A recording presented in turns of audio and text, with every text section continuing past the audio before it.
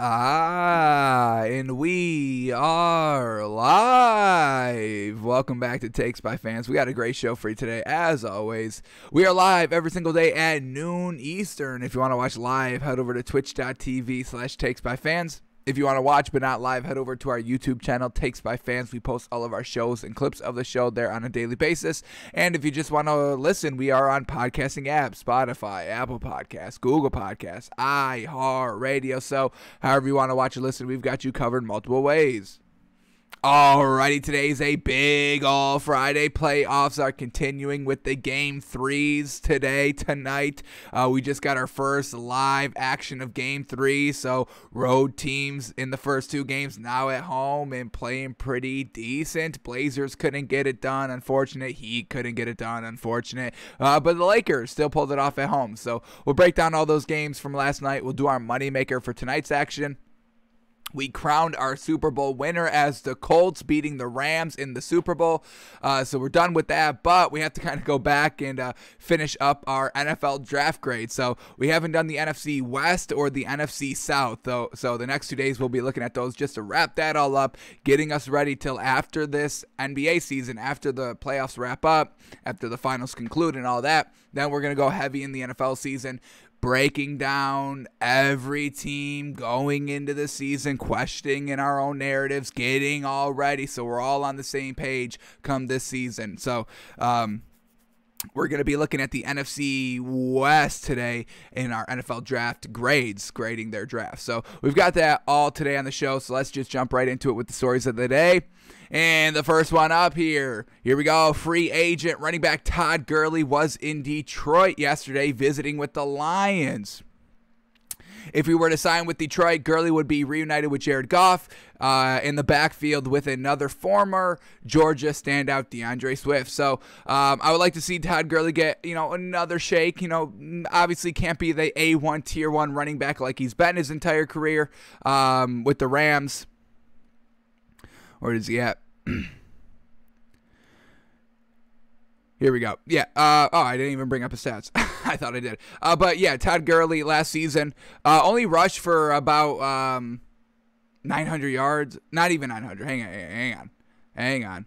I got it up here. Here we go. He only rushed for 678 yards last season, only 9 touchdowns, and that's kind of good if you're a backup or a running back number 2, but when you're the number 1 running back on the team and you're only putting up 600 yards, I mean, that's not getting it done. And, he really didn't have, competitive backs to kind of compete with time with or running or rushes with. He was the guy. He was the starter because the second best running back on that Falcons team from last season was Brian Hill, 465 yards. I mean, you can't beat out Brian Hill and just kind of dominate the running back field. And then the third running back for the Falcons last season was Ito Smith, 268 yards. So Todd Gurley could have done a lot more for this Falcons team, being the number 1 running back, and still really couldn't make it go. But teaming up with DeAndre Swift, the rookie from last year, having Todd Gurley maybe mentor him or just kind of be running back number 2 to DeAndre Swift, running back number 1, that I think we can get some solid production. If Todd Gurley can give us, 600 yards as running back number 2, that's real solid for a second running back. Having running back number 1 be that kind of 1,000-yard main back, and then just having Todd Gurley to come in to be the reliever. We have seen running back by committee work, and I think that is how you have to do it in this league. If you're not Derrick Henry, you need running back by committee, and no other running back is Derrick Henry besides Derrick Henry. Now, Najee Harris may be able to become Derrick Henry, but that has yet to be seen. So running back by committee, I'm all about it. That's why I'm big on this Colts team. 3 great running backs, deep dish pizza over there, folks. So, yeah, I mean, if Todd Gurley can get another chance, he can't return to his kind of Rams days. Let's get his stats up. Let's see what this man was doing in his career at his prime before the arthritis in the knees set in. So, I mean, 2015, his first season at 1,100 yards, fantastic. Then took a little bit of a dip in in his second year only rushing for 800 yards, but then he picked it right back up. His third year in 1,300 yards, 13 touchdowns. His fourth year in 1,200 yards, 17 touchdowns. So getting it done and also being a nice pass catcher out of the backfield in those years as well. 180 yards his first year, 327 yards his second year. His third year where he rushed for 1,300 yards, he also received for 788 yards, a grand total of 2,093 yards in 2017, getting it done. It was that the year they got to the Super Bowl? Let's see what this 2017 Rams team, the 2017 or 2018? 2017 they got to they lost in the first round against the Falcons. How crazy. Todd Gurley doing good that season but loses to the Falcons and then ends up being a running back for the Falcons a couple of years later. So 2017 is best year. They lost first round of the playoffs. Not good at all. But yeah, Todd Gurley has shown his ability, but then the arthritis really started to set in 2019, 857 yards with the Rams. Then he gets tossed to the Falcons in like we just said, 678 rushing yards, not truly getting it done. So he could be a nice number two running back to DeAndre Swift. We kind of saw him a little emergence last season. Tough in the first couple of games for that man. We all remember, the blown play where he was trying to catch the ball on the goal line or something like that to win the game, and he just dropped a wide open pass and just loses the game for the Lions. So, he took a little bit for him to get going, but, in the back half of the season, he really started to be solid. Nothing great, nothing fantastic, just solid for what a rookie is. So last year, DeAndre Swift for the Lions, only 521 yards rushing. He had another 357 yards receiving, but still only 878 yards combined last year. Definitely needs to get that number up way higher if you want to be a number one running back in this league. But we'll see if Todd Gurley gets signed there. Nothing has came out yet, and this was yesterday that he was there, so he didn't leave with a deal. But if Dan Campbell's looking for a nice veteran presence in the locker room, reuniting Jared Goff, maybe easing Jared Goff's transition into the Lions a little bit better, easing DeAndre Swift's transition from year one to year two a little bit easier, I think the Todd Gurley pickup would be pretty solid here for this Lions team. So we'll see what happens. But I would definitely be fine with Todd Gurley getting re-signed and maybe getting his third opportunity, his third chance here with the Lions, and see what they can do. But Todd Gurley visited Detroit yesterday, folks. Alrighty, let's keep moving on here. And this time we're talking about the Bucks. And this time we get to hear from the defensive coordinator, Todd Bowles. And he says, even with 22 returning starters, it's still a different team. And, that is 100% true, folks. It is hard to maintain excellence in the NFL. All the outliers making it different and making it kind of difficult, or maybe clouding a lot of people's judgment. Tom Brady always being successful, Bill Belichick always being successful. So it is hard to maintain that level of consistency. In Todd Bowles, he felt it himself. He was a great defensive coordinator for a couple seasons. He got elevated to head coach. That didn't work out. He had to go back to being a defensive coordinator, and he got it done year one with this Bucs team, so that's absolutely fantastic. But you can't do what you just did last year because there's tape, folks. People figure it out. That's why it's so hard to be great from one year to another. That's why that's this Patriots dynasty in Tom Brady. They're outliers, and that's why we have to respect them as, kind of the greatest of all time. This Patriots dynasty, one of the greatest dynasties to ever do it, and Tom Brady, one of the greatest quarterbacks to ever do it. And also Bill Belichick, one of the greatest coaches to ever do it, because his defense was always kind of, top 10 in defenses in that 20-year stretch, and we know it's difficult to get it done defensively. Just look at Dan Quinn. He did it for 2 seasons with Seattle, having that defense and Legion of Boom kind of, A1 tier 1 defense, number 1 ranked defense in points and yards and all that. But it was only for about 2 seasons. Then he goes with the Falcons, and he has that defense pretty solid for about a year, I think a year and a half, 2 years. But then it just flounders. It's really hard to get great defense year in and year out. Just look at Richard Sherman, folks. He had like 3-4 good seasons with the Seahawks, then never really quite right after he left there, and now he's not even signed anywhere, and OTAs are just starting. So it is hard to maintain that high level of excellent play, and once you're there, you really have to change it up and hope that it still works, because everybody has learned of what you've done. They're all expecting it, so if you don't change it up, then you're going to get burned, and then you're going to go from top-ranked defense to worst-ranked defense because you've been figured out, because teams have had the entire offseason to look over tape, look over film. All right, this is what they, it was that simple.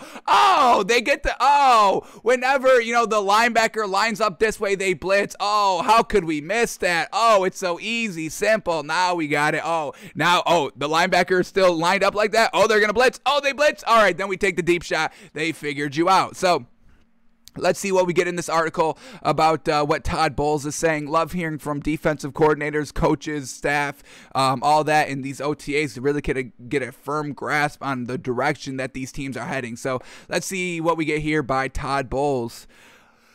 All right, for Bucs defensive coordinator Todd Bowles, though, between that Super Bowl win and the 2021 opener, much will have changed, even if the names are all the same. Quote, even with 22 starters returning, it's still a different team. It's a different team. We tweak some things for us to get better at. We know some things that hurt us as a team. We have to re-gel, redo our chemistry, and everything else to try to get better from there and to start from bottom up. I think if you go into the season saying that we were the top dog, we've already lost. We're starting at the bottom, and we're going to work our way back up, and that's absolutely fantastic. You cannot say, we have all of our starters. The defense is going to be, just exactly how it was last year. No, folks, you have time to prepare. You have time to kind of go over tape and see what you did wrong and see what they do. So love that Todd Bowles is kind of, all right, we've got the same players, but we still have to tweak some things around. I love this right here. We have to re-gel and redo our chemistry. Absolutely. Having this kind of just break, this off season, everybody kind of doing their own thing. You're going to have to come in and just kind of configure all right, this is how we get it done. All right. We're all kind of now back on the same page after this off season of all of us kind of just, doing our own thing, celebrating in our own way, all kind of, having our own heads inflated. Everybody was all about money, but everybody took pay cuts, so the Eagles are going to start to inflate a little bit, be like, I took a pay cut. Y'all know I took a pay cut to be here, right? And then all the other 21 other starters are all going to be saying the same thing. Yeah. I'm actually real good. I just took a pay cut. You're kind of wondering why we're not going to get paid a lot of money. We all took pay cuts because we're all so great and we're all still here and we all just want to win. So this Bucs defense is ready to rock, baby. It's ready to get better. It's changing what it did last year, tweaking some things, getting better. So we'll see how Todd Bowles handles all that, handles the kind of scheme defensively from a great year one with Tom Brady, and can they keep it up with a great year two? Because we know this defense was a huge reason why they won the Super Bowl in the first place, locking down the Saints and the Packers after Tom Brady was throwing all those wild picks in the postseason, locking that down, not letting those points escape from them. And then in the Super Bowl, chasing Patrick Mahomes. I mean, Andy Reid and the Chiefs, they had to really kind of redo their entire draft because of the missing pieces that the Chiefs needed on the offensive line that the Bucs exposed in the Super Bowl. So this Bucs team, this Bucs defense was a huge reason why they won the Super Bowl, and they're going to have to do exactly what Todd Bowles said here, just kind of re-gel, rehash it all out, tweak some things, and just kind of switch everything up, change everything up, but still being consistent and great talent-wise, changing up the scheme a little bit to keep our defense fresh, to keep the opposing offenses guessing, and to get this defense right back to being those kind of absolute game carriers. I mean, they carried the game, these defenses. So we'll see how Todd Bowles' defense is looking year two, but I've got no doubt on this man. I think this man's an absolute great defensive coordinator. Can't really cut it as a head coach, really two different positions, but he is a real great defensive coordinator. So we'll see if he can have success year two with this Bucs defense. All the starters are here, so all the talent is still there, but the scheme definitely needs to be tweaked a little bit to keep the opposing offenses guessing and on their toes. So love those couple of quotes there that we got by Todd Bowles. Absolutely. Alrighty, let's keep going here and see what happens when you go to the Jets, people. See what happens when you go to garbage organizations. You get injured. You get hurt. So, newly acquired wide receiver Corey Davis from the Titans, now in the Jets. He suffered what's believed to be a minor shoulder sprain at OTAs yesterday when he went up for a ball and landed on his shoulder. Dr. James Andrews is taking a look at the scans today, but team docs believe Davis will be okay with some rest. So it's not looking bad. It's not looking major, just a minor shoulder sprain, but still, I mean, Corey Davis, an absolutely great wide receiver, a great deep threat. He had like 800 yards last season, 900 yards. He's 6'3", a great tandem. Was a huge reason why that Titans team was absolutely great those last couple of years. Corey Davis, A.J. Brown, that great wide receiver tandem. Now Corey Davis is the tier 1, A1 wide receiver on this Jets team with rookie quarterback Zach Wilson. So, we don't want to see Corey Davis get injured. We want to see him out here, and Zach Wilson definitely wants Corey Davis out on the field when the game time comes, when week 1 comes. So, he's got somebody to throw to, and he's not just throwing to absolute piles of garbage on their team. So, we're hoping Corey Davis is going to be all right. Just, initial tests are minor shoulder strains, so hopefully nothing bad. But we didn't see him do this in Tennessee, did we? No, we didn't. So, Robert Saleh, get your practice safe, clean. All right, we can't be taking no injury risks here. All right. Well, speaking of Dan Campbell, we're gonna go to this line story now, and man, when you have like a top 10 pick, and you kind of take a player and then you're going to transition them to a different position, especially when you're a new first-time head coach, I don't think it's the smartest thing. So let's see what we get here. Lions rookie right tackle, or let's just put it like this. Lions rookie lineman Penei Sewell admits moving to right tackle, quote, not that easy, quote, I love the challenge and it's something that I'm looking forward to. So, Dan Campbell takes Penei Sewell, what was it, 7th overall? I think I got it up. 7th overall, from Oregon, offensive tackle, but they're moving him to right tackle, and that's not what he did in college. So, Dan Campbell, your first pick overall, I mean, you're moving a tackle from, I forgot where he played in college, but I think it was left tackle, but moving him to right tackle, that's not really where he plays. So, now you're having to base talent in a new position. You draft this man because he was so good at that one position, and now you're trying to move over in the line, and I don't know if this is kind of the smartest choice for your first draft pick, for your first time being a head coach, trying to maybe do too much here. But let's see what Penei Sewell says. He says he's up for the challenge, but he also says it's not that easy. So that's not the greatest thing, hearing from your first pick overall in this year's draft, your first rounder, 7th overall. Not having an easy adjustment to a new position. But let's see what we get here.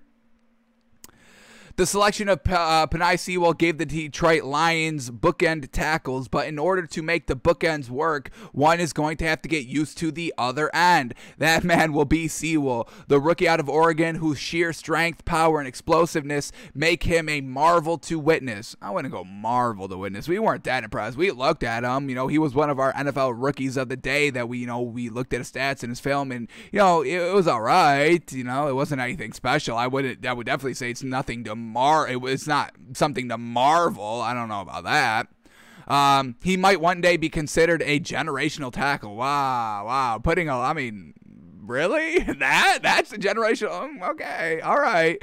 We'll see. And ideally, those types play on the left side.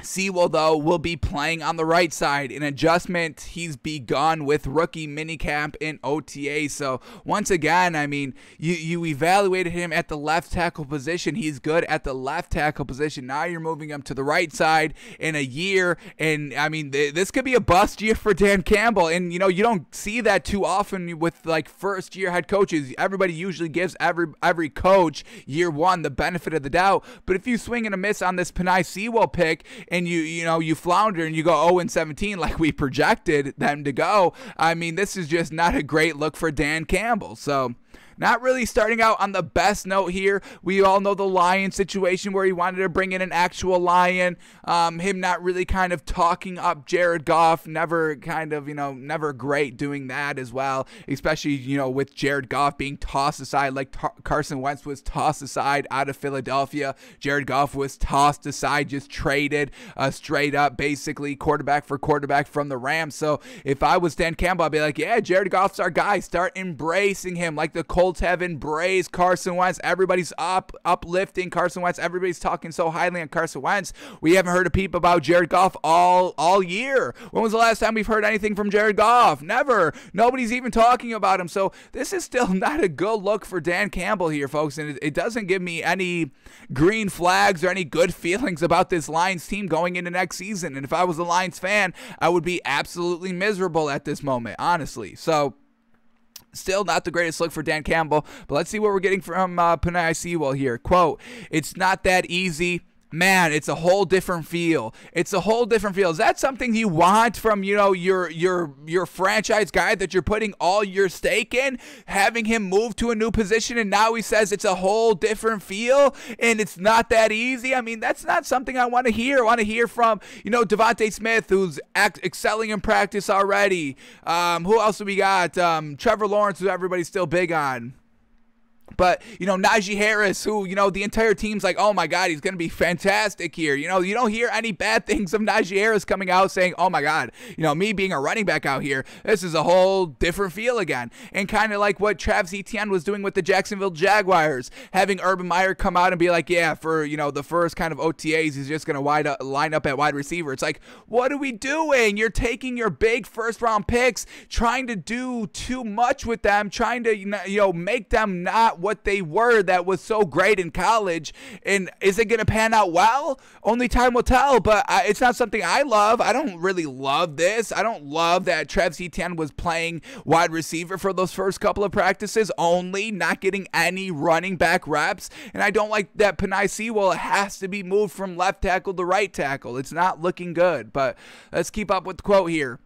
Quote, "Man, it's a whole different feel. Again, it's like, let's say I'm right-handed, so I've been writing right-handed my whole life, and then one day you're just asked to write your full name left-handed at full speed, at the same speed that you write with your right hand. So yeah, it's a little bit of an adjustment. So yes, is this something we want to be hearing from our number 1 overall pick in the draft? No.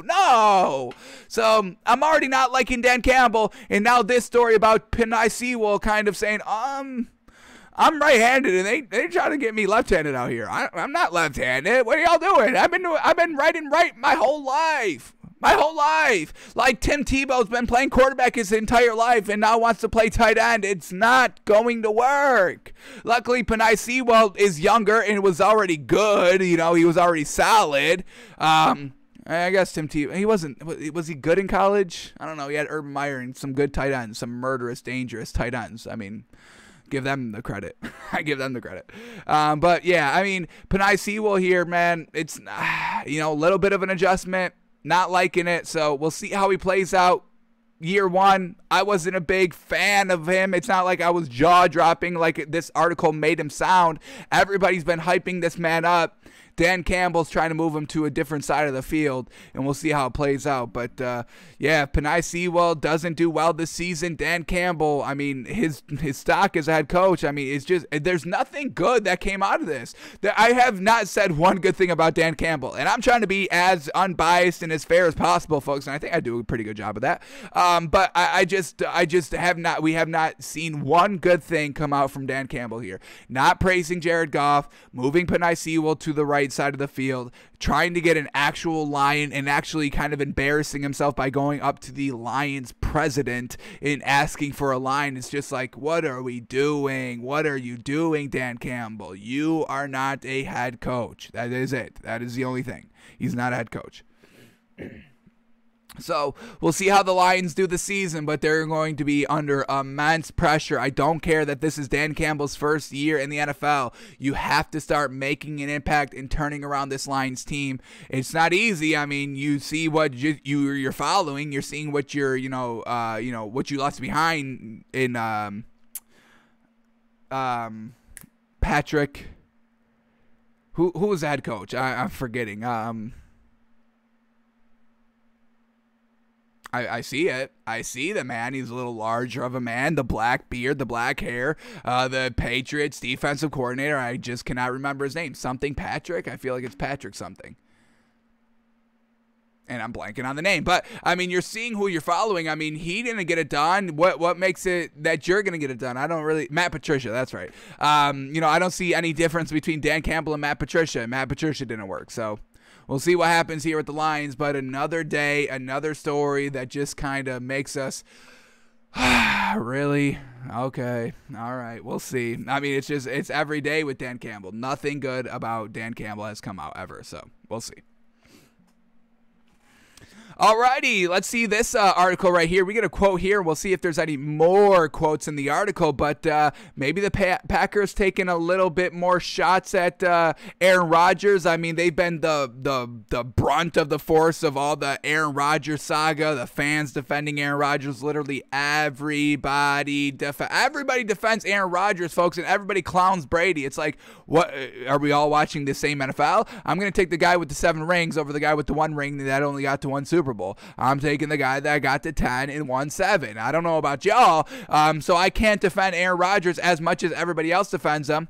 But let's see what we get here, because the Packers are happy with Jordan Love's development as he enters second NFL season. Quote, he's just a lot more comfortable out there. Ooh, quarterback controversy. Can Jordan Love win the starting job? Are they just going to be like, all right, Aaron, you want to leave? You're gone. Goodbye. We're going to rock with Jordan Love. We don't care about you. So let's see what we get in this article. Any more quotes about how great of a quarterback Jordan Love's looking out there? Is he slinging the ball around? Is he absolutely looking fantastic? So let's see what we get.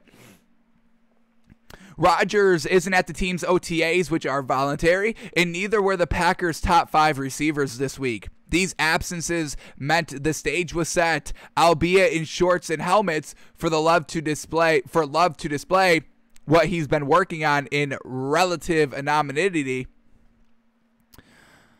since he was selected more than a year ago. One-star Packer who was in attendance liked what he saw from Love. All right, so this is a 1-star Packer, so we don't get a name. Do we not get a name? Oh, Aaron Jones. All right, this is Aaron Jones. This is what he says. So it's not Matt LaFleur or any of the management here. It's Aaron Jones. So let's see what he says. Quote, you can tell he's just a lot more comfortable out there, even from communicating in the huddle to the command of the huddle to just everything. And that's kind of what we've been seeing about Tua. A lot of his teammates have been saying, oh my God, he's looking, more of a leader. He's looking more vocal. We heard that from Brian Flores. We even heard it from Tua himself. He's feeling a lot better. He's feeling more confident calling the plays and knowing the plays and all that. So it's just, once again, I mean, rookies, folks, it's hard to make that year 1 adjustment to come in, and now you're around grown men. I mean, folks, like we said, I mean, you've got Tom Brady who's 43. You've got Tim Tebow who's 32, 33. So you've got all these grown men, and you're just coming in as a 21, 22-year-old, 23-year-old, and, you have to go and earn their respect and command their respect and, just be the guy. So a lot of, younger players in this league take that adjustment in a year-by-year stride. So, this is not surprising that Jordan Love is getting better year 2. But let's continue on with these Aaron Jones quote.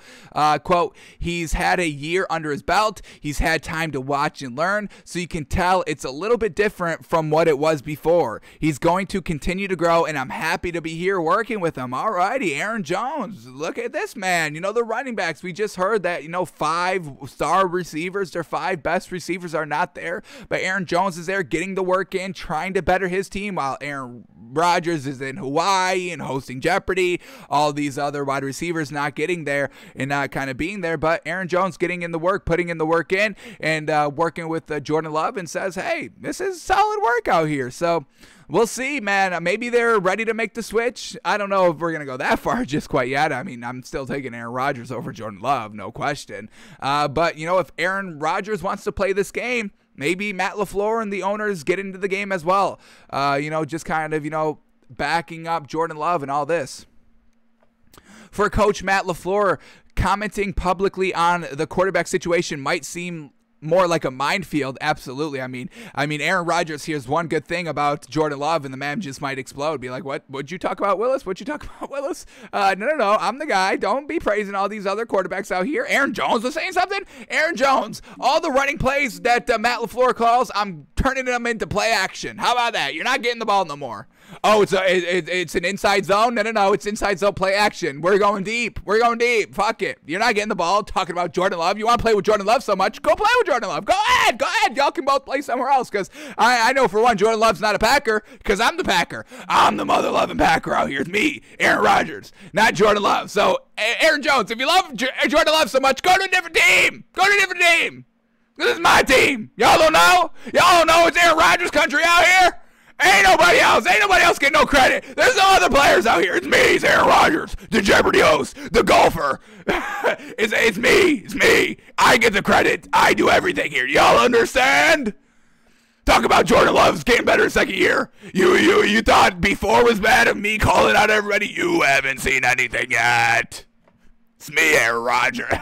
So, it's definitely a minefield. It's definitely a minefield out here when you're talking about quarterbacks of the Packers because Aaron Rodgers is just lurking and waiting for his moment to make a comment to make it all about him again. So, but let's get back to this article here. For Coach Matt LaFleur, commenting publicly on the quarterback situation might seem more like a minefield than one ripe for harvesting. He handled it as best he could. This is so funny that we're literally tiptoeing around Aaron Rodgers' feelings, folks. It's just truly comical. He handled it as best as he could. I mean, this is an article somebody wrote, folks. He's handling it the best he could. This head coach for the Packers that is in charge of the entire team can't speak up about the quarterback situation, but he did the best he could. He handled it the best he could during the week, though providing positive reviews while also acknowledging Love still has plenty of work to accomplish. Of course, he has to fit that in. He could be like, yeah, Jordan Love was looking real good, but he's still got a lot more work to go. Is that Aaron Rodgers looking at me? Oh my God, Jordan Love's got so much work to go. Yes, he's looking good, but it's year 2, and he's still got so much work to go. I mean, he's not even close to being on the field yet. Is Aaron Rodgers not looking anymore? Yeah, but he's still pretty good. I mean, we liked what we saw from Jordan Love. Oh, he's looking at me again. Okay, no. He's not going to be the starter. He's still got so much work to do. So.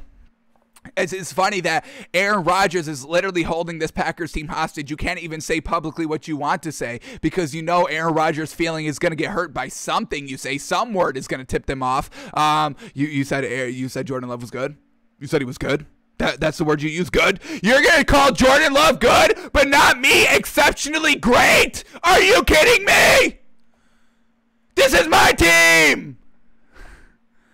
So let's see what we get from Matt LaFleur here. Quote, let's see if there's any minefields that he has to kind of hover over. But let's see here. Matt LaFleur, quote, he's definitely matured over the course of the year. Oh, my God. Don't let Aaron Rodgers hear that. He matured? You're calling him Aaron Rodgers immature? Are you calling me immature, Matt LaFleur? You think I'm immature? I just hosted Jeopardy. You can't get any mature than that. No, you're going to call the dead Alex Trebek not mature, Matt LaFleur? Are you serious? This is my team. I'm the mature one. Let me be that coach. I'll call the plays. I'm mature not to call the plays. I'm Aaron Rodgers. You're calling me not mature. You're saying Jordan Love's more mature than me?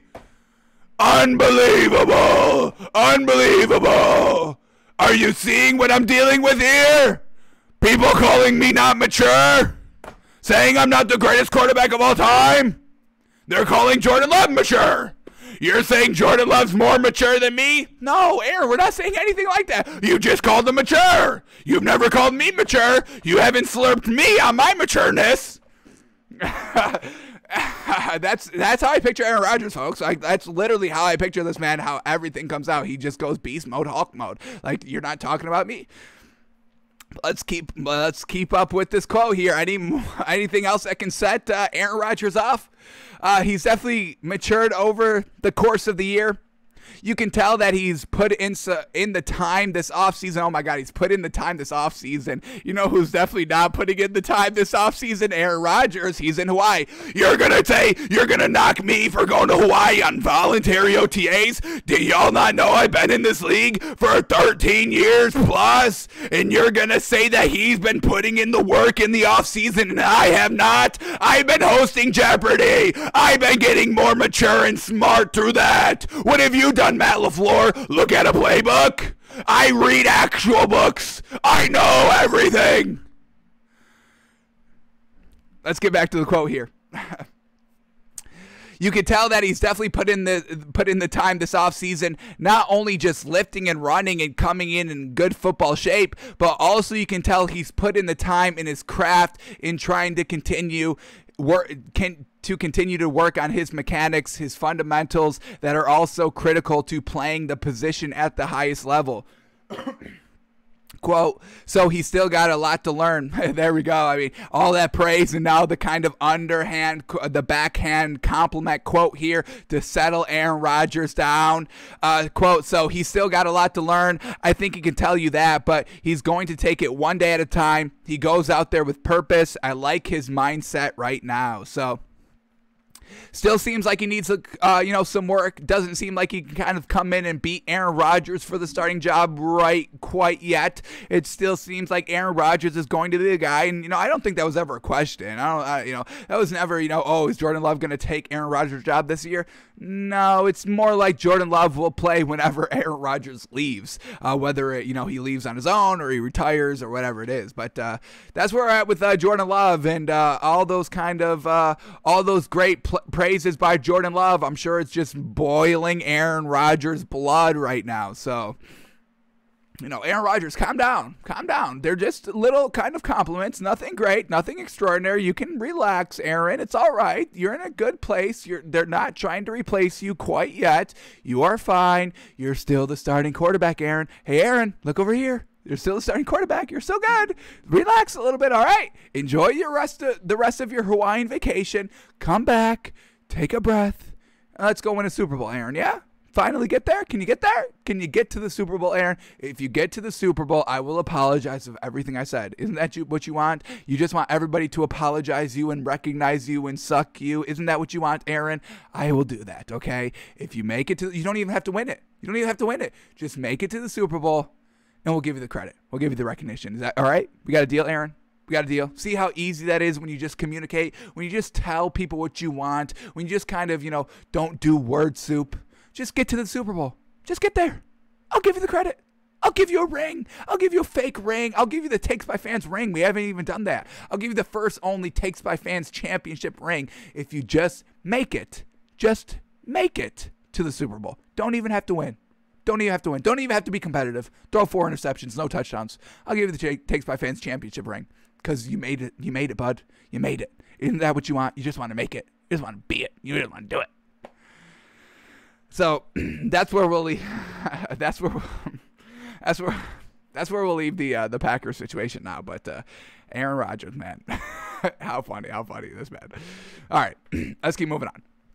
So we finally get something, a little clip of Tebow in practice. Finally, we know it's not open to the public, and only video that is coming out is I don't know, maybe leaking, I don't know, but no public press, no full streams of these practices. We just get this little 5-minute rep of Tim Tebow running a route, nice little out route, easy, no contact, just contact with the bag, and he catches the ball. And he's looking pretty good. It's looking good. No contact, just in shorts and a helmet, no pads, no full contact, nothing like that. Going against a bag, nothing big here. Just shouldering a bag, getting under the bag, learning to run the route so when in full motion he can go full speed and try to, actually replicate and duplicate this route against an actual defense. But It's looking good, and I'll give him credit for this. This is looking all solid. The route, him breaking out of the route, him dipping his shoulder to get under the bag, him catching the ball, it's fantastic. Looking it right in, catching it, no worries, securing it, putting away on his hip,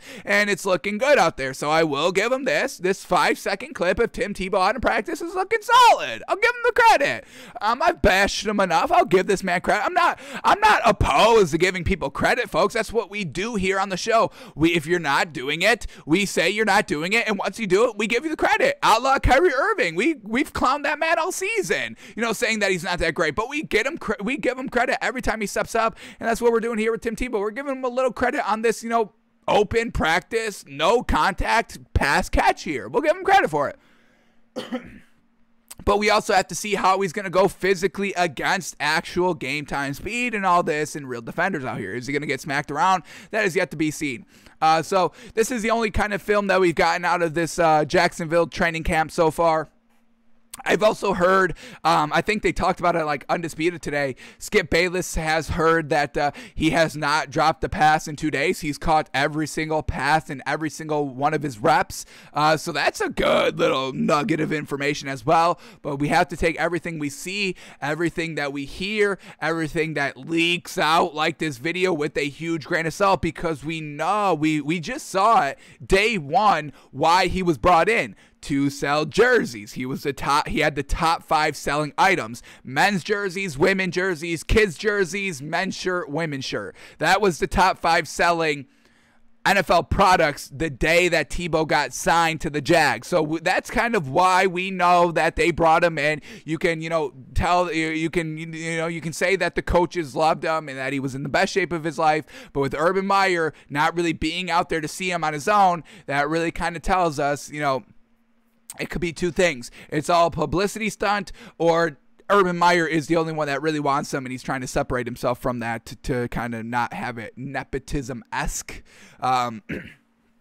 So take everything you see and hear about Tim Tebow with a grain of salt, but hey, I'll give him credit here. This 5-second clip is not bad. But like I said, it's, no pads, no full contact, just getting the rep in. But we've still got multiple months before anything firm has to happen, whether he gets cut or whether he stays or whatever or what have you. But it's looking good. The 1 rep, solid 1 rep there. Give me a rep. I'll make it look solid. All right, let's keep moving on here.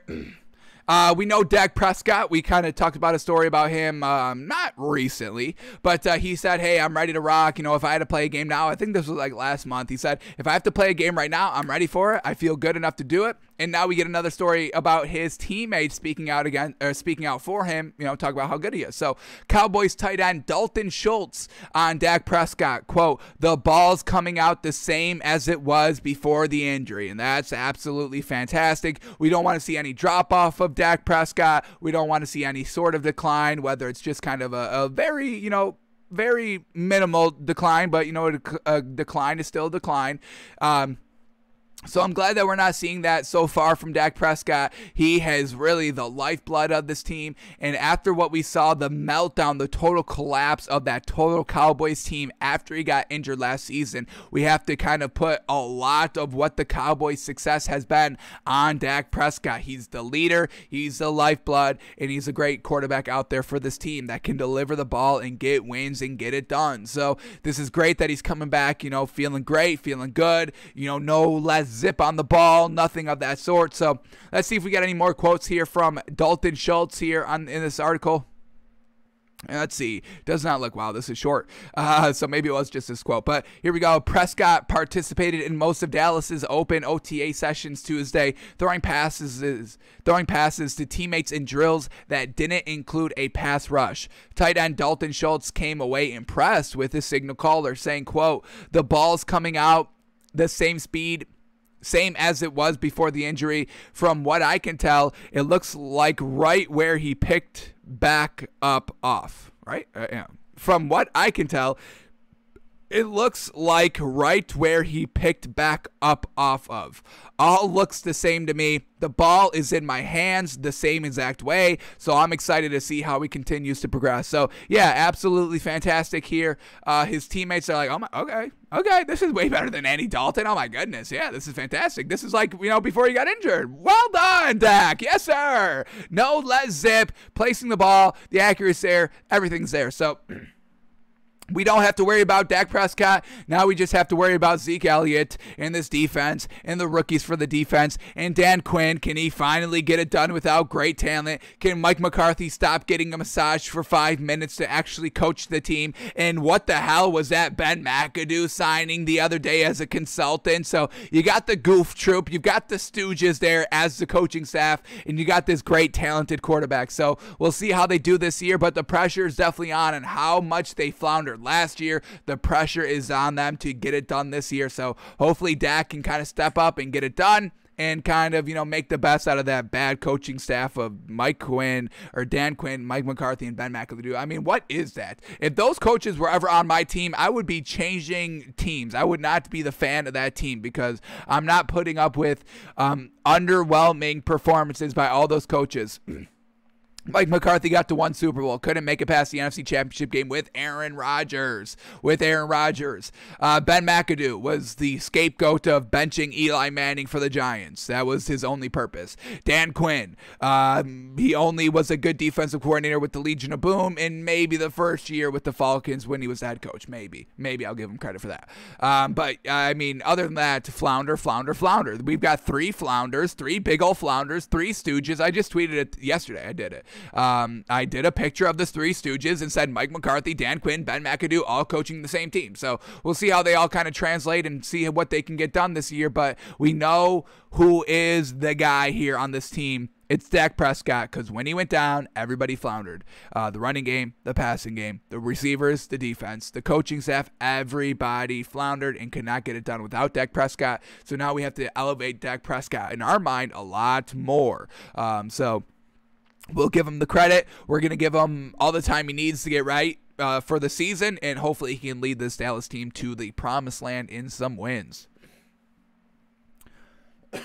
Alrighty, let's keep moving on here. Next story up, we'll go to some basketball stories now. Dante DiVincenzo unfortunately got a little tweaked up last night in the Bucks Heat game. They didn't need him, so thankfully, but he did exit the game after suffering a left foot contusion. Now, this is, nothing too big. This is still something they can overcome. He's like the 5th option on the starting floor in the starting 5, so it's not, Giannis or Chris Middleton or Drew Holiday, any like that. Brook Lopez going down. It's their 5th best starter out there, Dante DiVincenzo. He gives you solid production offensively, nothing great, not really that consistent of a great shooter. He'll shoot maybe 35% on like 6 shots of 3. So it's nothing great. It's nothing fantastic, but it's also nothing bad. It's solid production out there for the 5th scoring option. But he is going to have a little bit of a left foot contusion, so we'll see how long it keeps him out. The Bucks are up 3-0 on this Heat team, so, they can maybe rest him for game 4. But, if they want to get to the finals, I definitely think they are going to have him back just because, he stretches the floor with the 3, and that's what makes this Bucks team so good. But, if he's out, Bryn Forbes can step into the starting lineup. He's been absolutely out of his mind this series. And they still got, PJ Tucker off the bench. So they're still decently deep if they have to move somebody off the bench to the starting lineup. I still think it's going to be fine. So this isn't, anything too worrisome. This doesn't have us, changing our bracket in any way. We still have the Bucks being the best team in the league and winning the NBA championship. So we'll keep an eye on Dante DiVincenzo. Doesn't seem too bad, but we'll see how long it takes for him to get back in the starting lineup. So Dante DiVincenzo exited the game last night on a left foot contusion. Alrighty, and then the last story to talk about, there's a report coming out that Golden State is not actively shopping James Wiseman, but would listen to offers if an all-star player became available this summer. So James Wiseman was their kind of, big that they were really counting on to step up and be an immediate impact player performer out here for this Warriors team. And we know that definitely did not happen. James Wiseman being in the starting lineup, being off the bench, and then is just kind of went bottoms up for the rest of the year. Didn't play like any of their last meaningful games, didn't play in any of the playing tournament games, and just unfortunate end of his season. So he was never the player that they were really imagining he would be, really wanted him to be. So truly unfortunate there. But they're not actively shopping. I mean, nobody's going to come and get this rookie. I mean, he was a rookie this season, and he didn't pan out well. Nobody's going to kind of take a chance on him. But if an all-star player becomes available this summer, it seems like they would kind of move James Wiseman to free up some space and then get him out of there. So we can look at what James Wiseman did this year just in terms of stats.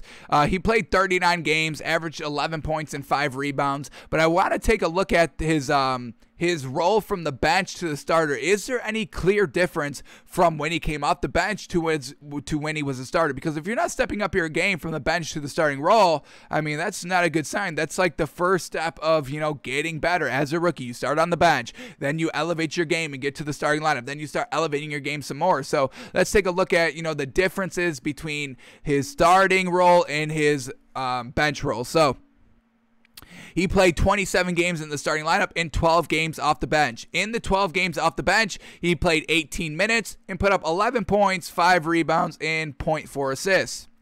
And then in the starting role, playing 22 minutes, so got 4 extra minutes from the bench to the starting role, 11 points. The points actually came down by 0.6. It was 11.9 off the bench and 11.3 in the starting role. The rebounds went up by only 0.6, 6 rebounds as a starter, 5.4 off the bench, and the assists went up by 0.4 from the bench to the starting role, 0.4 off the bench and 0.8 in the starting role. So not really that much of an improvement, not a drastic improvement, and he really just kind of floundered the entire time. And all the games, I mean, he's just a minus, folks. He was a minus 12 in the starting role and a minus 4 off the bench whenever he's on the floor. So, yeah, James Wiseman definitely did not pan out like this Warriors team did. There's no market. There's not going to be a market for James Wiseman out there. So I'm a little kind of confused, but like when we get this report, but we'll listen to offers if an all-star player became available this summer. It's just kind of to free up cap space, in my opinion. That's why they would move him. But nobody's actively shopping for this man. Nobody's actively looking to get this man. He just was truly underwhelming. So we'll see what he can do in year 2 if he can get better. But can't really be that much worse. So we'll see how James Wiseman progresses in his second year. Alrighty, those were all the stories we needed to talk about for today. So let's head over to the NBA. We'll break down the games from last night, do our moneymaker for tonight's action, and then head over to our draft grades for the NFC West teams, the Rams, the Seattle Seahawks, the Cardinals, and the 49ers, giving them the grades. So here we go. First game from last night, Bucks Heat game 3 in Miami, and it didn't even matter for this Bucks team. Absolutely loved it. We got some absolutely great value on this Bucks team, only having to swallow 1.5. Yes, sir, we gobbled that up, no doubt. And the Bucks win 113-84, truly blowing them out. A 29-point win for this Bucks team. Non-competitive. And guess what, folks? Remember yesterday on the show when we were talking about this game, breaking it down, we said that we wanted to see Goran Dragic in the starting lineup and have Kendrick Nunn come off the bench. What happened last night? Goran Dragic was in the starting lineup. Now, it didn't change the outcome of the series, unfortunate, but once again, our thinking was right on par with Eric Spoelstra, so I will take that as a victory. Now, that's what we never said it was guaranteed to work out.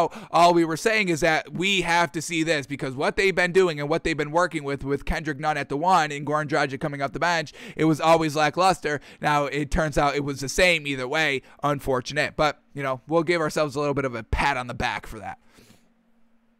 But let's start here with the Bucks since they got the win. Giannis, 17 points, 17 rebounds, 5 assists. He shot 2 threes, missed them both. He took 7 free throws, missed 2 of them. Alrighty, got to be cleaning that up. We definitely want to see that get cleaned up a lot. And this is the time to do it against this kind of already wrapped up 3-0 lead against the Heat. Really want to see Giannis locking in those free throws and being decent from 3. Honestly, I would like them to not shoot a 3 for the rest of the playoffs, but we know that's not going to happen. So I guess try and take maybe game 4 and maybe chuck up 23s just to feel the rhythm of in-game 3s for Giannis, because he doesn't do that. So, but yeah, Giannis, it's not like he had an absolute monster game. It was just everybody was getting it done here. So Giannis to 17 points and 17 rebounds. Chris Middleton, 22 points, 5 assists, 8 rebounds. He shot 3 of 9 from 3. Not terrible.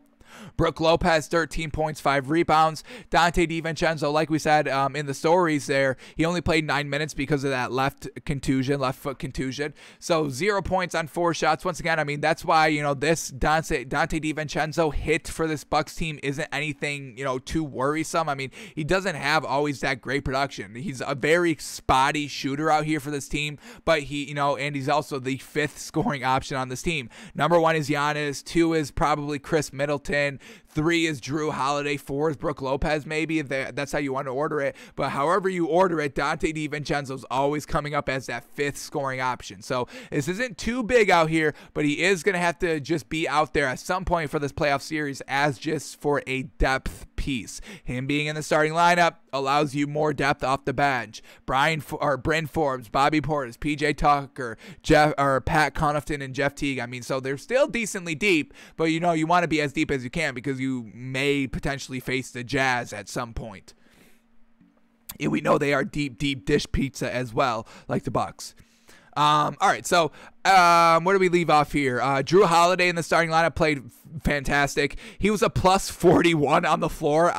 Amazing. 29-point win, plus 41. Whew. Just to put that in comparison, Giannis was a plus 4 on the floor, folks. So what does that tell you?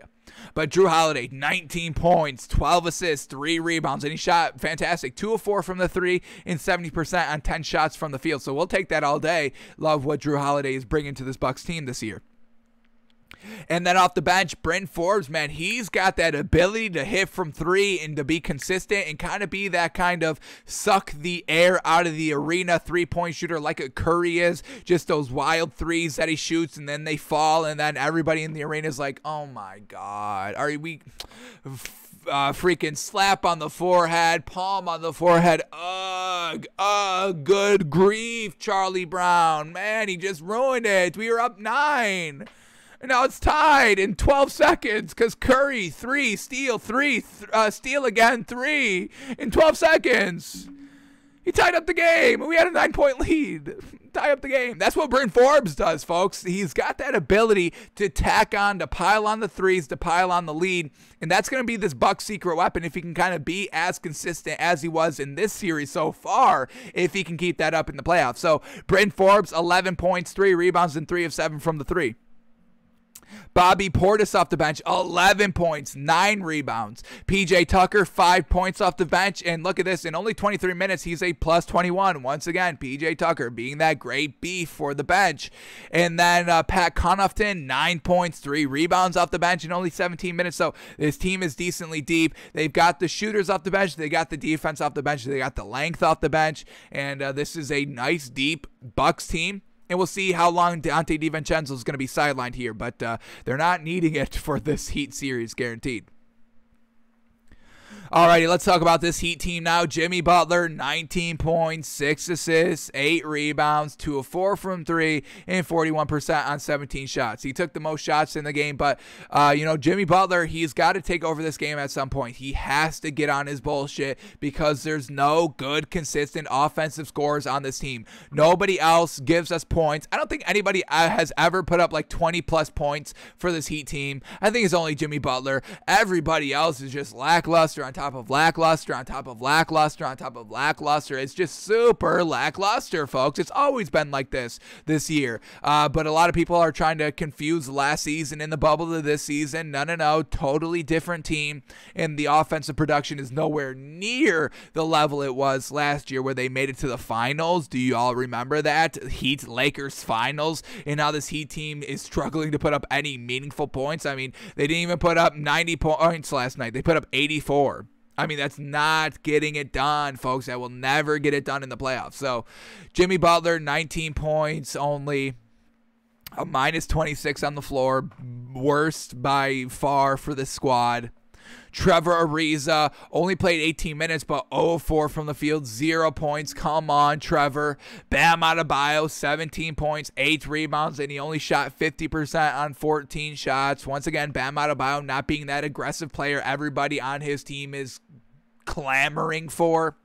Duncan Robinson flounders again. Once again, we can never... I don't even know why he's in the starting lineup, folks. I would have moved Kendrick Nunn and Duncan Robinson. I put Goran Dragic and Tyler Hero in the starting lineup. I don't like Tyler Hero. I do like Goran Dragic, but I absolutely do not like Duncan Robinson at all. 0%. 2 points from that man, and 0-4 from 3 and 1 of 6 from the field. I mean, truly not getting it done. And then Goran Dragic in the starting lineup, but he didn't elevate his game. He floundered as well. 8 points on 2 of 6 from 3 and 21% from the field on 14 shots. Jeez Louise. So, I mean, these were the point totals of the starters, folks. Goran Dragic, 8 points. Duncan Robinson, 2 points. Bam Adebayo, 17. Trevor Ariza, 0. And Jimmy Butler, 19. Folks, 3 starters combined for 10 points. That's not going to get it done ever. Especially when you have a lackluster scoring bench as well. We get Namaja Jellica off the bench with 14 points because they were getting blown out and needed to do something. So they give him 18 minutes off the bench and he goes 66%. Finally, somebody's shooting good out here. Finally, he shot the best of the team. Fantastic. It's only 6 shots, but I'll give it to him. I don't care. He shot 66%. Give him the ball the entire game. Put him in the starting lineup. You got to do something. Put Namaja Jellica in the starting lineup. 14 points for that man. Very well done. Tyler Hero, only 9 points. Not great. 1 of 5 from the 3. Once again, can you please get it done? Can somebody be a lethal 3-point shooter for the squad to extend the floor? That's what made them so good last season. They could extend the floor with everybody. Jimmy Butler, Kelly Olynyk, Duncan Robinson, Goran Dragic, Tyler Hero, even Jay Crowder. Now you got nothing. No bigs, and no outside shooting. That's the recipe for disaster. So everybody just being absolutely trash for this Heat team. This is a sweep, no doubt. This series will end in 4 games. The Bucks will close out, and the Heat and Jimmy Butler. I do not want to hear from Jimmy Butler after this series. I do not want to be in his radar at all. I don't want to be on his red-eyed path of destruction after they get swept by this Bucks team.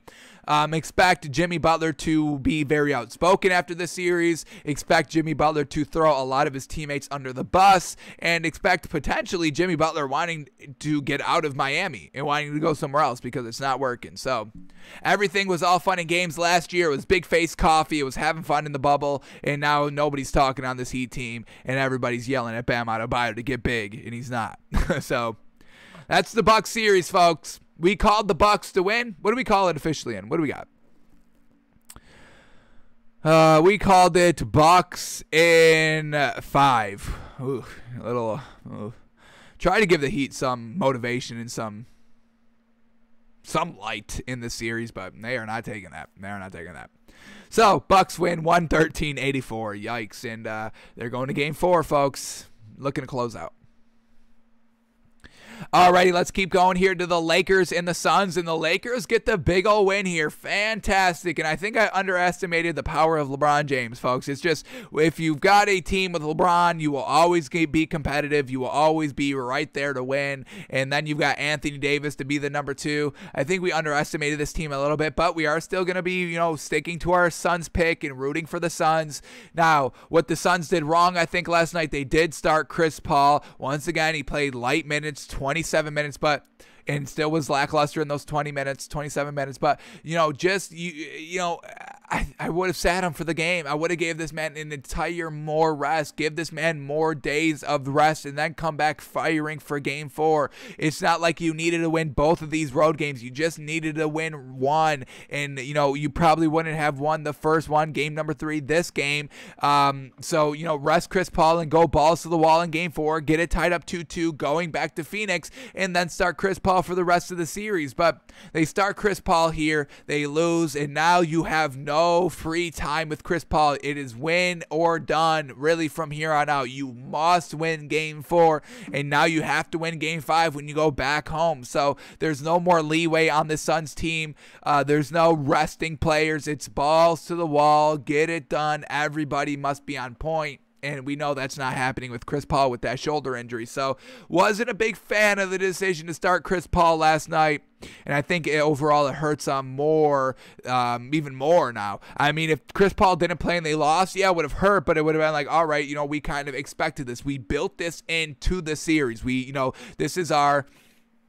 I forgot what companies, shrinkage, I think that's what they call it, in business and in companies, the product that you're expecting to lose, whether it's stolen or gets lost or anything like that, that's all built into the budget.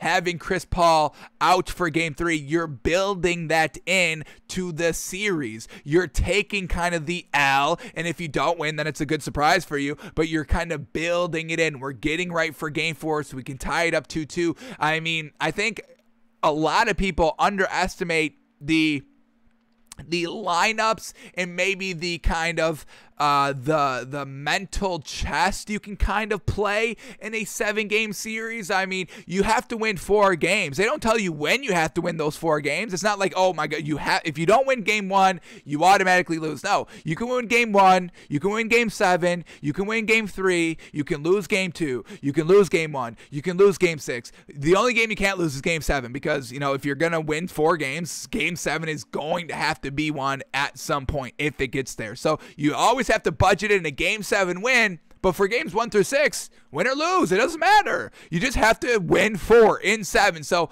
I think there is a little less strategic planning that there should be in the NBA playoffs. Rest Chris Paul, get him right, get him that extra day of rest. Full rest, not 27 minutes of on-court, the rest of rest. No. Get him right. Maybe not even fly him to the game. Don't even go to LA, Chris. Stay in Phoenix. Get right. He would still have to be there for game 4. So maybe, take a little bit of a later flight. We'll book you a ticket tomorrow, Chris. Stay in Phoenix for one more day.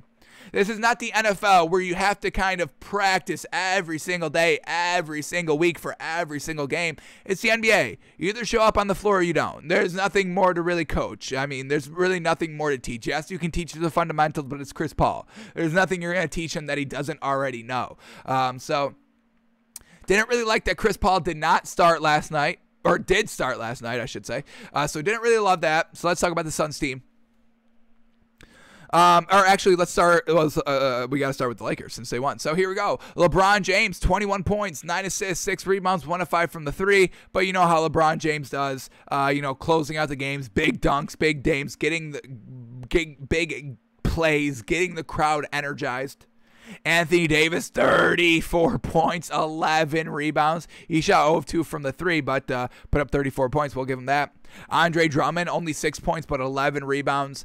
KCP, 5 points in 25 minutes. And then Dennis Schroeder had a pretty good game because he's not getting locked up by Chris Paul. They're putting Devin Booker on him. 20 points, 4 assists, 3 rebounds from Dennis Schroeder, and hitting some nice kind of clutch shots to really kind of ice the game down the stretch. So well done to the starters here. Off the bench, once again, nothing great. Kyle Kuzma, 8 points. He did have 10 rebounds, but his shooting was atrocious.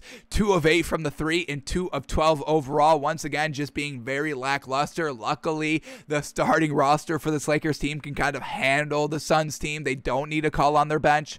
Marc Gasol, 3 points, 3 rebounds. He only played 16 minutes. Alex Caruso, 4 points on 5 shots. And Wesley Matthews, 8 points in 18 minutes. Even though he only shot 5 shots, he put up 8 points. Not bad out there. So, The starters really getting it all done here for the Lakers, so very well done to them. LeBron, man, it's just LeBron. He's the Tide Turner, folks. If you have LeBron on your team, you're instantly a great team. Instantly, doesn't matter who your supporting cast is. Alrighty, now let's go to the Suns team. Once again, the lackluster offense. If it's not Devin Booker, it's really hard for it to come from somewhere else, especially when Chris Paul is out. Now it's even harder to get offensive production from the squad. So would have really loved to see Cameron Payne rock the starting point guard position, just rest Chris Paul for the entire game, but that's not what we got. Chris Paul in the starting lineup, 7 points, 6 assists, 5 rebounds, a -20 on the floor, folks. Chris Paul, a good defending point guard at -20 on the floor. That tells you everything you need to know right there. He also shot 3 of 8 from the field. Not great. Devin Booker, only 19 points. He had 6 assists and 4 rebounds, 1 of 4 from the 3, and only 31% on 19 shots. Big yikes there as well. DeAndre Ayton doing pretty solid down low, 22 points, 11 rebounds on 11 of 15 from the field. I mean, he was having his way down low, just unfortunately did not have that outside shooting. And speaking of outside shooting, Jay Crowder, 9 points, 2 blocks, 2 steals, 2 assists, 3 rebounds, but once again, not being that lethal, deadly spreader of the floor, spreader of the court. 1 of 7 from 3, 2 of 9, 22% on 9 shots from the field, not getting it done. We need Jay Crowder to be more consistent from the 3, and when he's not, he's lackluster. He's still a good defender, but we need him to extend the floor. That's part of his game, and we got to see him start to step it up from the 3 a lot more. And then McCall Bridges at the 3. I mean, folks, 6 points on only 5 shots. Once again, the offense, if it's not coming from Devin Booker, DeAndre Ayton, we can't expect it to come from anywhere. And we know, I mean, they both can't put up 50 points a game. I mean, that doesn't happen. So we need scoring to come from somewhere else. That's why we want Chris Paul out of the lineup. Give Cameron Payne more shots in the starting lineup to extend the floor a little bit more, facilitate the floor, extend the floor with the scoring ability. But unfortunately, like we said, they start Chris Paul, so we don't get that. We get Cameron Payne off the bench, 26 minutes off the bench, fantastic, and he played great. 15 points, 4 steals, 6 assists. Let that man rock it. Let that man rock the floor, but now you can't because this is a must-win game 4 now.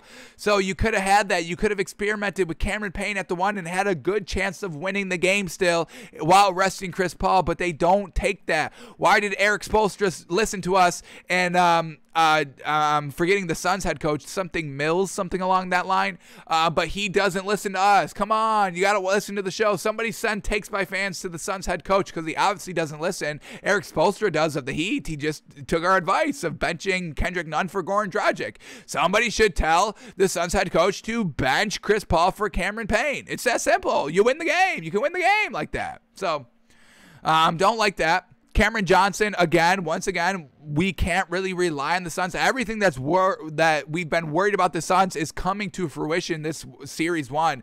Nobody's able to get great scoring production besides Devin Booker. That's been our biggest knock on the Suns team. And then the bench, it's like they've got good pieces, but they don't all step up in games together. It's like one person has a good game, everybody else flounders. Then the next night is somebody different off the bench that has a good game, but everybody else still floundering. And that's kind of what we got last night. Cameron Johnson, 6 points on 16% shooting on 6 shots. That's not getting it done. Now, we did have Torrey Craig coming off the bench, but he only played 14 minutes. 11 points and 4 rebounds, and he played well, but we're still giving Cameron Johnson more minutes. We're still sticking Chris Paul in injured, not even 50%. He's not even at 50%, folks, out there. This is nothing like what Chris Paul does on the floor, so you're truly hurting your team more than you're helping it by having Chris Paul out of the floor, and I know Chris Paul is an absolute gamer, an absolute baller. He wants to be out on the floor, and I get all that, but he's hurting his team more than he's helping them. Just take one more game off. Trust in your team, Chris, to try and beat this Lakers. And, that kind of plays it again. I mean, Chris Paul doesn't want to get benched as he's kind of actively playing against LeBron. I mean, he's been waiting for this moment. He's been waiting to kind of play the highest level of teams to finally kind of say, hey, I'm actually a great player. I'm a true champion. I deserve to win. So I get all that by Chris Paul, but I really think that ego needed to take a back seat last night and not play him. But this is what we get. Suns down 1-2 in the series on the road for Game 4, potentially going back to Phoenix down 3-1 with an injured Chris Paul, and we can't see the series changing after that. So I thought it was just poor planning, poor situational management by the Suns team, and I think it hurts them in the long run. Truly unfortunate. Alrighty. Let's head to the last game of the night, the Nuggets and the Blazers. And man, oh man, the newly acquired Austin Rivers for the Nuggets. Fantastic. Closes out the game from last night.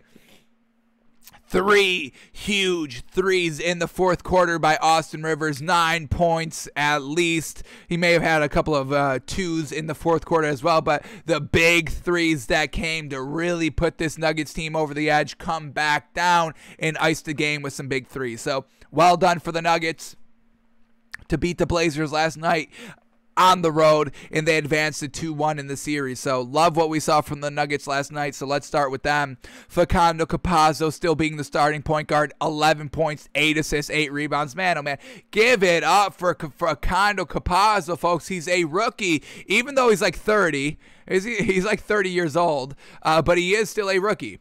Yeah, 30 years old, exactly. Where's he from? Argentina. So, you know, getting a little late here to the NBA, but we're seeing all these kind of, you know, I don't want to call them foreign, but, you know, foreign. They're not born in America. All these foreign players, Luka Doncic, Porzingis, Facundo Campazzo. I don't know if the Bogdan twins are from the United States or not. I don't think so.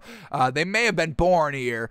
But, you know, just all these kind of foreign players getting it done in the NBA, really kind of doing a little bit better than the Americans. Honestly, Luka's one of the best players in the league, and he's 22, foreign player. Facundo Campazzo stepping in his rookie year, getting it done for this Nuggets team. So I tip my cap to Facundo Campazzo. Give him rookie of the year, folks. Truly, he deserves it for what he's done for this team. Yes, he doesn't have the stats to compete with Anthony Edwards or LaMelo Ball, but he has the production. Ever since Jamal Murray went down, Facundo Campazzo has stepped up, and they only lost like 4 games without Jamal Murray. It's been absolutely spectacular to see. So I tip my cap big time to Facundo Campazzo. 11 points, 8 assists, 8 rebounds, 2 steals at the starting point guard position, just facilitating the floor. Gotta freaking love it.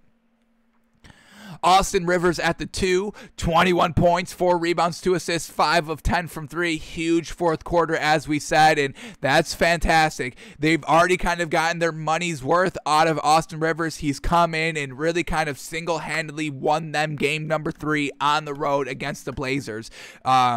Really turned the series down from being down 1-2 to being up 2-1. That's really all on Austin Rivers. So we give so much credit to Austin Rivers, but we need him to continue to step up and to continue to deliver these performances, especially without their 2 players that have been out. I'm blanking on their names. Give me a second. It's not Paul Millsap.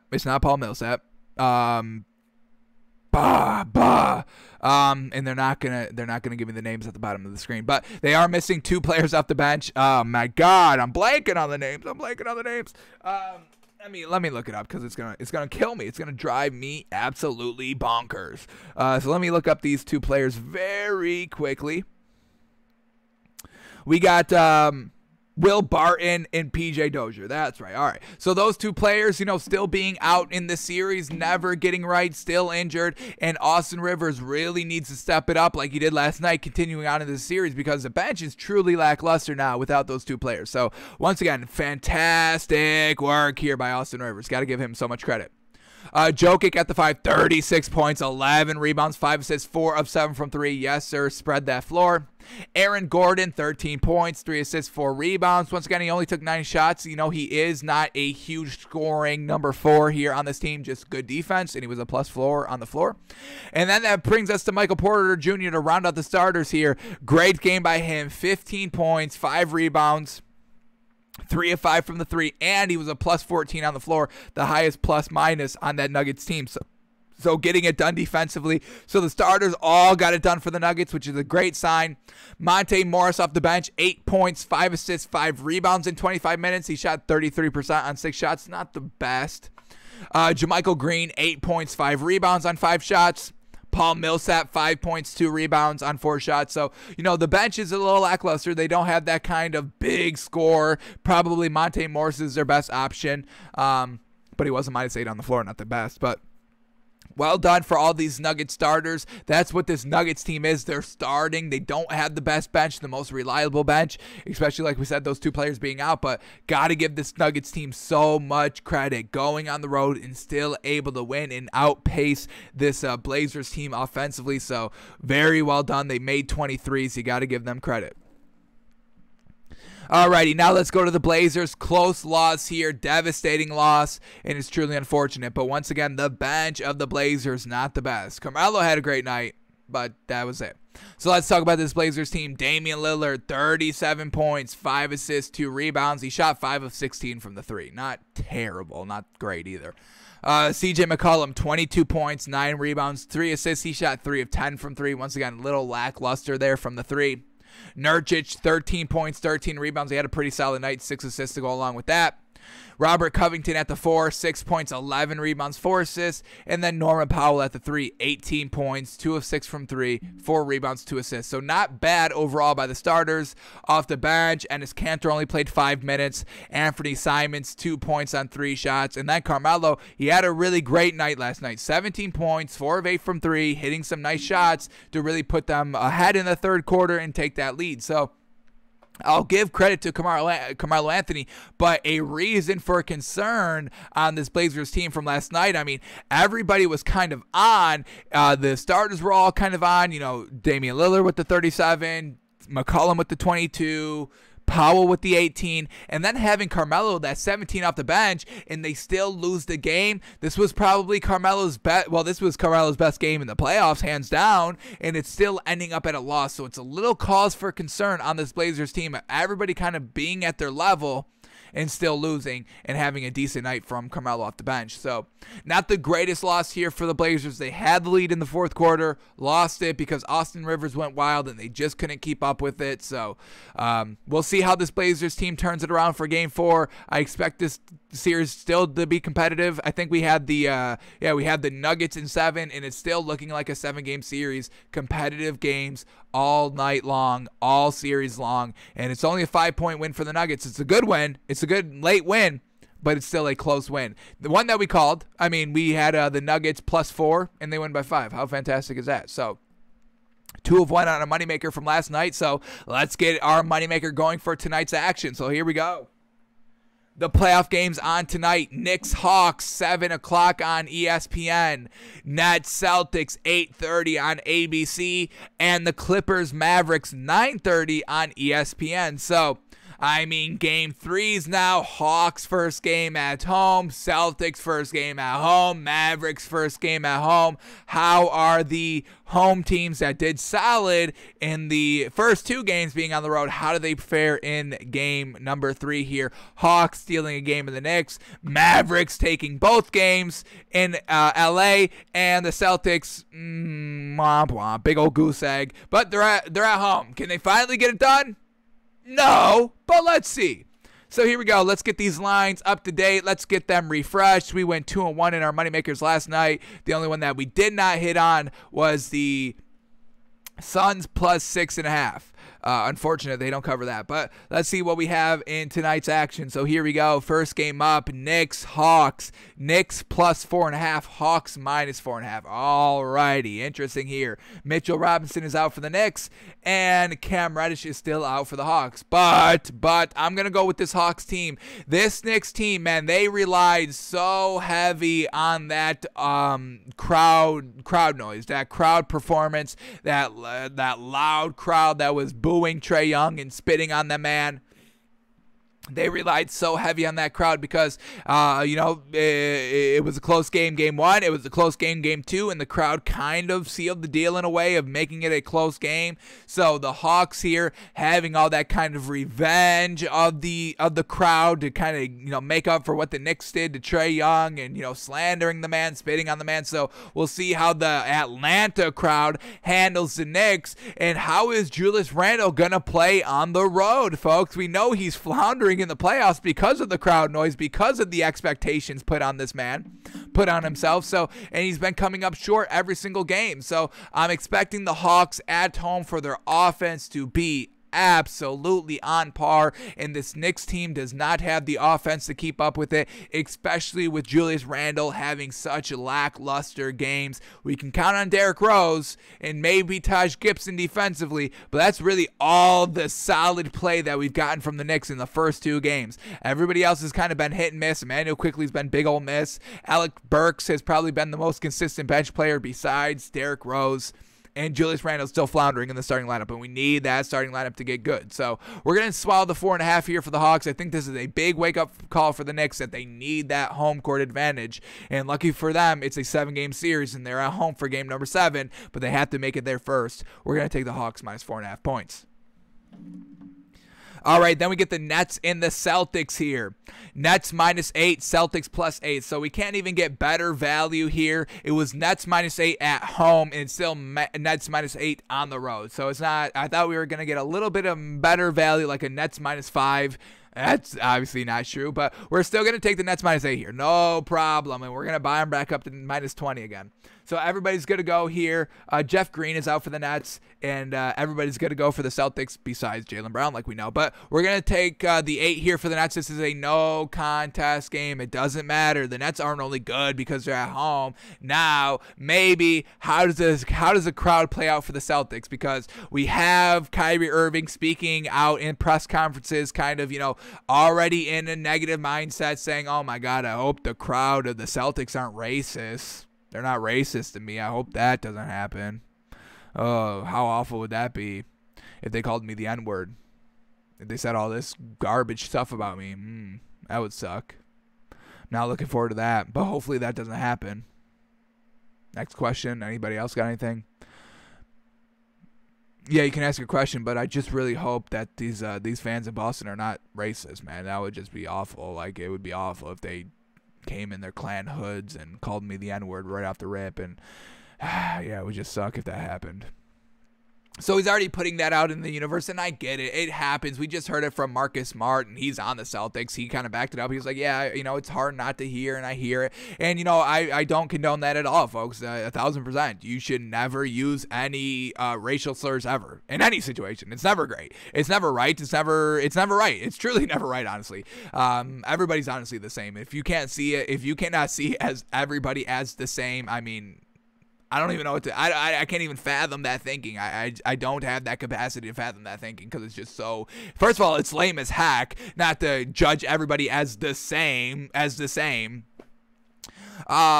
the fear that you're superior than somebody based on the color of their skin. What the hell does that even mean? First of all, what does that even mean? What does that thinking even come from? But I can't condone it, and I won't condone it. It's garbage to even think that way. But the fact that Kyrie Irving set that out there, it's just going to play into that base. It's going to play into that base, and it's just so, like, I get it. You want to speak out. It's a fine line, and I know it's tough. I know the best I can, I should say. But so he's already putting that out there, and I don't like that, because you're playing into their hand, you're playing into that base. So if it does happen, that Kyrie's gonna be like, I told you so, I was right, yeah, okay, I guess. But so I'm a little concerned about how that's going to play in. Does that get into Kyrie Irving's head? Probably not. I don't think so. But so we're just going to probably leave it at -8. What can we buy it up to? What can we get? Can we buy it back up to -19.5? Nets minus 19.5. So we'll do it again. I mean, I've got no problem. The offensive power of the Celtics team is lackluster. Home, on the road, it's still going to be lackluster. Maybe the bigs play a little bit better, but at the end of the day, the bigs can't impact the game the way that the outside shooters do. And we know this Nets team is loaded. They can make a starting five out of their starting shooters, out of their sharp shooters. James Harden at the 1, Kyrie at the 2, Durant at the 4, Joe Harris at the 3, Bruce Brown at the 5. Can you put Bruce Brown at the 5? Maybe move Kevin Durant over to the 5, Bruce Brown at the 4, Joe Harris at the 3. But you can make a starting lineup of all their three-point shooters. So it's not going to be the factor of down low, and we've seen it play out these first two games. Game number 3 is not going to be any different. It's going to be like the Bucks Heat game. No difference there. We'll take the Nets minus 19.5 again. And then the last game of the night, the Clippers and the Mavericks. And wow, the Mavericks are still getting disrespected. What the hell is this? Clippers minus 2.5, Mavericks plus 2.5 at home. What? Serge Ibaka is a game-time decision for the Clippers. JJ Redick is still out. Jeez Louise, can you retire already? I mean, they only brought you in to come off the bench and to get it done in the playoffs. And where is this man? Not on the bench, not in the playoffs, resting, out. So JJ Redick is still out. Maxi Kleber's a game-time decision. He'll play. He was a game-time decision in game number 2. He's playing. So we're going to take the Mavericks plus 2.5 here. What have the Clippers shown us in the first 2 games that give us any trust in their offensive capabilities? Nothing. Kawhi and Paul George will both have to go for 45-plus points if they want a chance to win. I don't see that happening. I think Kawhi can go for 45. Paul George is not going for 45. And if he does, it's on absolutely probably 50-plus shots, which is not going to be good. So, not buying this Clippers team. The Clippers defense, that's all we've been hearing. But now the Mavericks are at home. They're going to be even better. They're going to be even more comfortable from shooting the ball. The Clippers are going to be even more out of their element now on the road on the Mavericks home stadium and with that crowd noise rocking in the Clippers. So I can't buy this Clippers team. There is no offensive firepower. Reggie Jackson needs to be in the starting lineup. Patrick Beverley needs to come down to the bench. You need to get that offensive firepower rocking and roaring from tip-off, folks. Now, it's not guaranteed that it works, but you're giving, in my opinion, you're giving your team a better chance at trying to win the game. So, move Patrick Beverley down to the bench. His defense obviously does not work. You just lost 2 games at home, so the defense angle is not working. So, let's start sliding over to the offensive angle. Now, you don't have that many offensive scorers. It's Kawhi Leonard, it's Paul George. And then, I mean, these are their offensive players, folks. Marcus Morris, Reggie Jackson. That's it? Is that it? I can't trust anybody else to score. Serge Ibaka, maybe, but he's not even going to be a starting big out there. It's still probably going to be Zubac. And Serge Ibaka can only hit the threes. He's not even that great down in the low post. So it's like they've got no offensive capabilities. The Mavericks, 1 through 5, can do it. Jalen Brunson off the bench. I mean, how great has Tim Hardaway Jr. been in that starting lineup? Give that man so much credit. So I'm taking this Mavericks team plus 2.5. The offensive firepower of the Mavericks is just too much for this Clippers to kind of compete with. It's a total mismatch here. So Mavericks plus 2.5 points at home already, as we've capitalized on Mavericks plus 7 both times at home or on the road. Of course we're going to take them at home plus 2 points. Are you nuts? Are you nuts, folks? Mavericks plus 2.5. Alrighty, let's close out the show here with our NFL draft prospects grades now. We had to take a little bit of a break because the schedule came out and then we had to go through that. But hey, we're done with the schedule. We still got some free time in the show. So let's start grading the NFC West and the NFC South, the last 2 divisions that we have not graded draft performances for. So we're going to start here with the NFC West today. We'll do the NFC South tomorrow.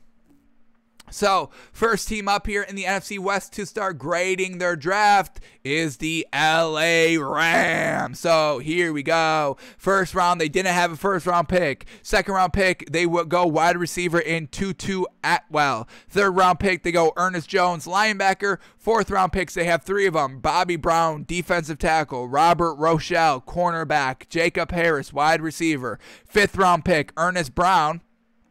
defensive end. And then the 7th round picks, they got 3 of them.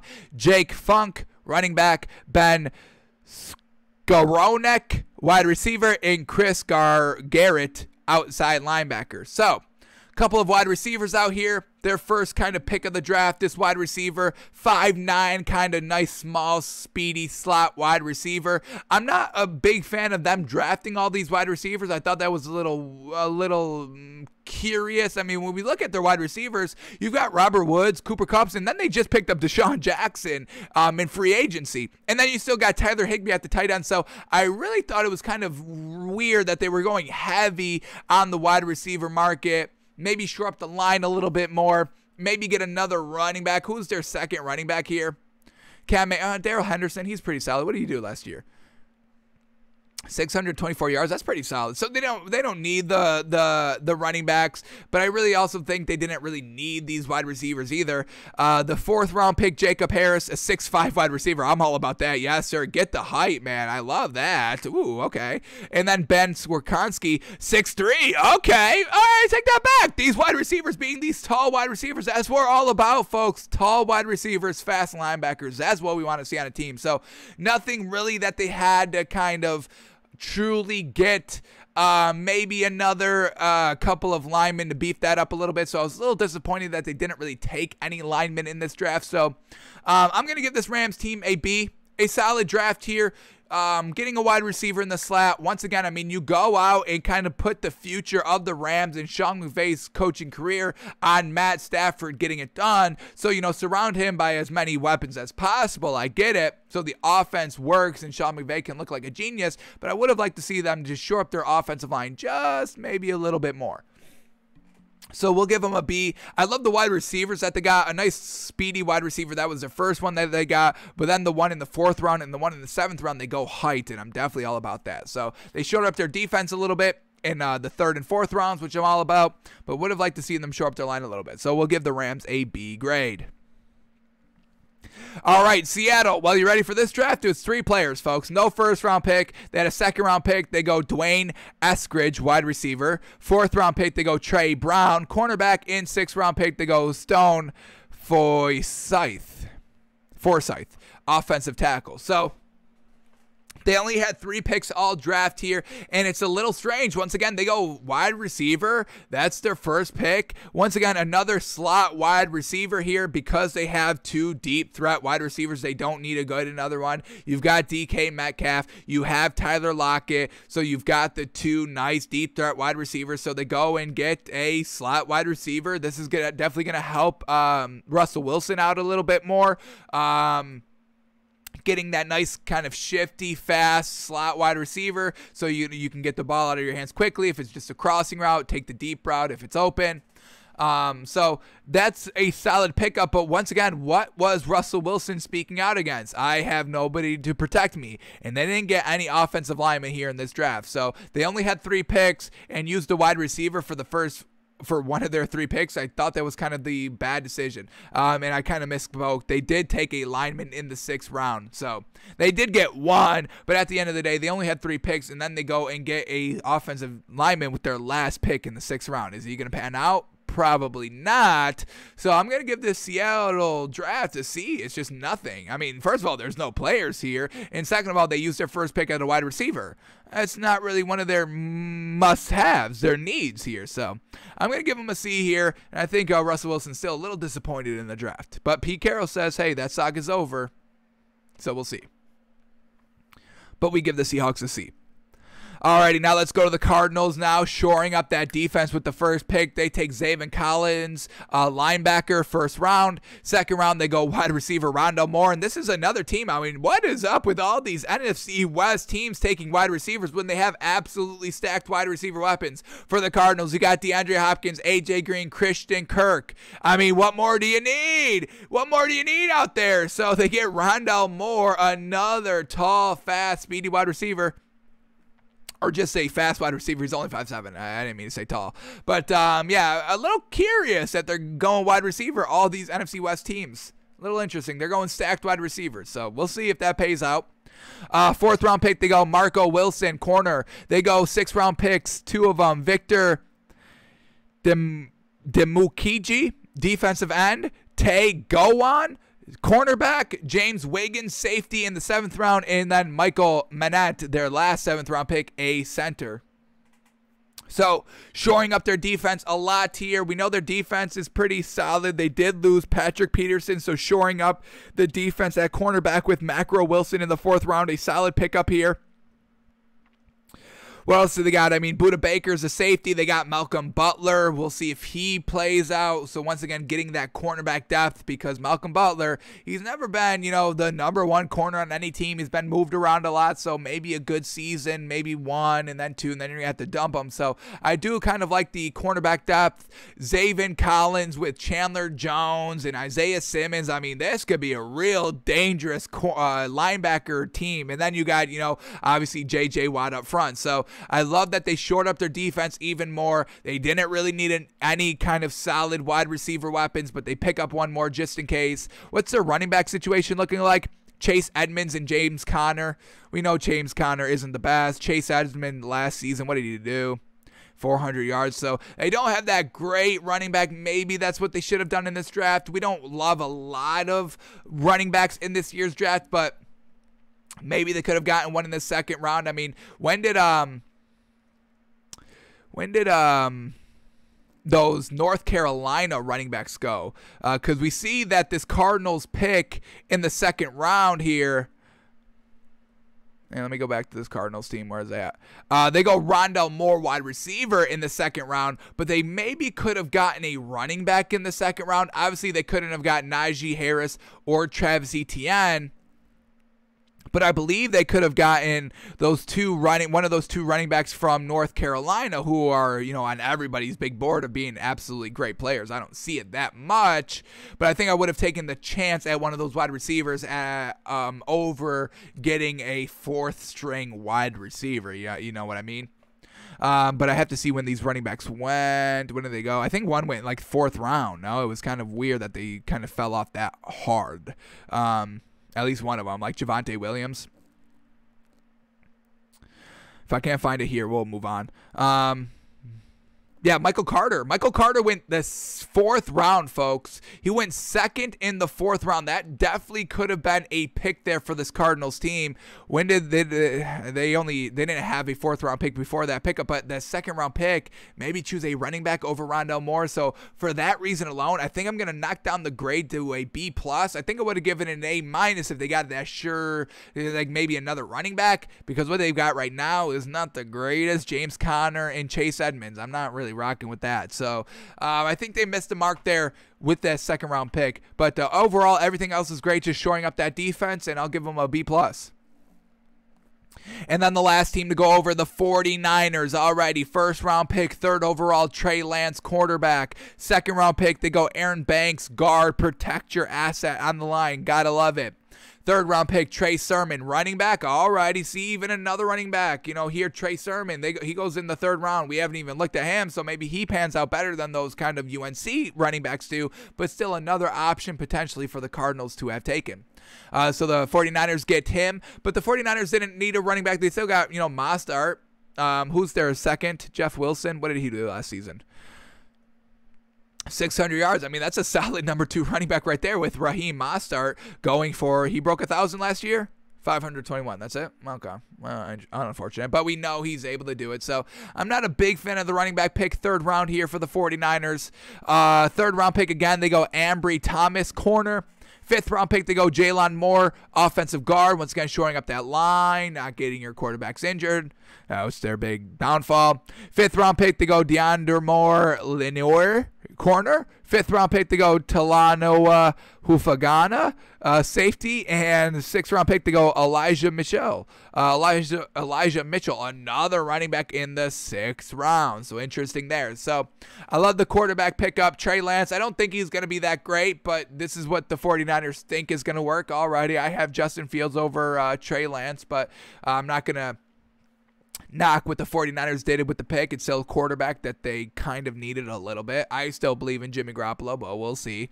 So they get the quarterback, shore up the line, couple of defensive corners to shore up their defense a little bit. I think it's a solid draft. We'll give it a B. No really home run hits. Quarterback, they feel like they need it. Jimmy G can't stay healthy, so I'm not going to knock the pick. So we'll give the 49ers a B. Alrighty, that is going to do it for us today. Thanks for tuning in. Thanks for listening. Thanks for watching. Let's see if anything broke quickly.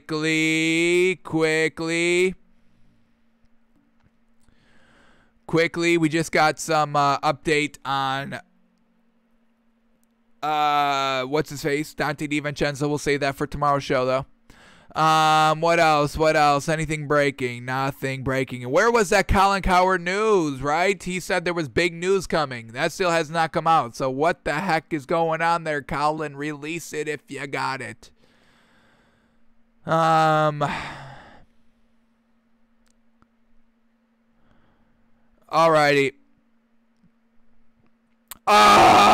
Folks. Dante DiVincenzo's out for the rest of the playoffs, folks. How crazy. Darn, that's not great.